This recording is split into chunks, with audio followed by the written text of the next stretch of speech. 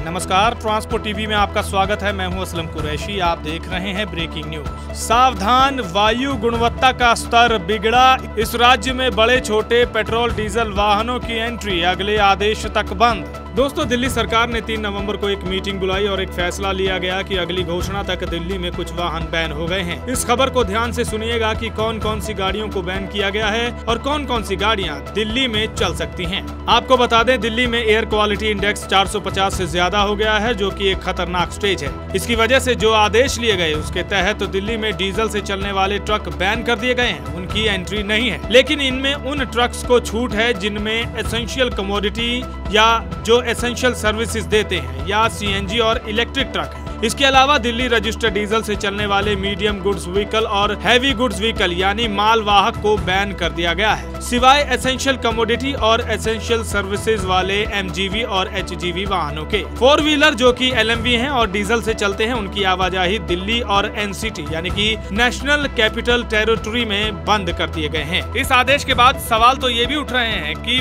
BS6 की जो LMV गाड़ियां हैं उनको तो चलने दिया जा रहा है, लेकिन BS6 के ट्रक्स क्यों नहीं चलने दिए जा रहे। इसके अलावा दिल्ली के बॉर्डर के साथ लगते एनसीआर वाले जिले में भी एलएमवी 4 व्हीलर की आवाजाही बैन है, लेकिन BS6 एलएमवी वाहन की एसेंशियल और इमरजेंसी सर्विसेज के लिए इस्तेमाल की छूट है। इसके अलावा एक आदेश ये भी है कि सभी तरह की जो इंडस्ट्रीज हैं, खासकर एनसीआर रीजन में, वो बंद कर दी जाएं और उस एरिया में भी जहां पर PNG इंफ्रास्ट्रक्चर नहीं है और फिर भी इस तरह की इंडस्ट्रीज चला रहे हैं, उन पर भी प्रतिबंध है। दिल्ली सरकार के इस आदेश से Delhi taxi, tourist transport and tour operators association ने पर्यावरण मंत्री को एक पत्र भी लिखा है। उन्होंने लिखा है कि पहले ही कोरोना वायरस ने इस व्यवसाय से जुड़े लोगों की कमर तोड़ दी है, तो अब ऐसा आदेश ट्रांसपोर्ट जगत से जुड़े लोगों के लिए बेहद हानिकारक होगा। उनके रोजगार पर असर पड़ेगा, तो ऐसे फैसले ना लिए जाएं। यही नहीं, BS6 गाड़ियों को भी प्रदूषण मुक्त बताया गया था, लेकिन उनसे भी ग्रीन टैक्स वसूला जाता है, जो प्रदूषण फैलाने वाले गाड़ियों से भी लिया जाता है। तो इन गाड़ियों को लेने का क्या फायदा, ऐसे भी सवाल उठ रहे हैं। लेकिन आदेश तो अब ले लिए गए हैं और कब तक हैं ये भी नहीं मालूम। बताया गया है कि अगली घोषणा तक या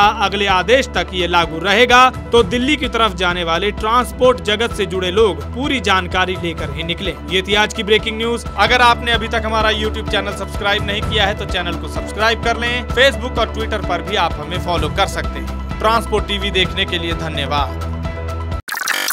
गड्डी लेके उस्ताद जी। हाँ जी। नया रूट है, आज कौन से ढाबे पे रुकेंगे? ट्रांसपोर्ट टीवी पे देखा था, इस रूट पे सुखी की गाड़ी का डीजल चोरी हो गया था। अरे बंटी, फिकर नॉट। ट्रांसपोर्ट मॉल वालों ने हमारी ये चिंता भी खत्म कर दी है। अच्छा जी। उन्होंने ड्राइवरों और उनकी सुरक्षा को ध्यान में रखते हुए एक नई सर्विस ड्राइवर ढाबा शुरू की है, जिसमें आप खुद बता देती है कि कौन सा ढाबा सेफ है। क्या बात है उस्ताद जी, ये तो बड़ा ही अच्छा काम किया ट्रांसपोर्ट मॉल वालों ने। और नहीं तो क्या, बस ट्रांसपोर्ट मॉल ऐप खोलो, अपनी लोकेशन और रूट के हिसाब से ढाबा चुन लो। बिल्कुल सही कहा उस्ताद जी, मुझे ऐप पर एक ढाबा भी मिल गया है। 5 किलोमीटर पर एक सिल्वर ढाबा और 10 किलोमीटर पर एक गोल्ड कैटेगरी का ढाबा।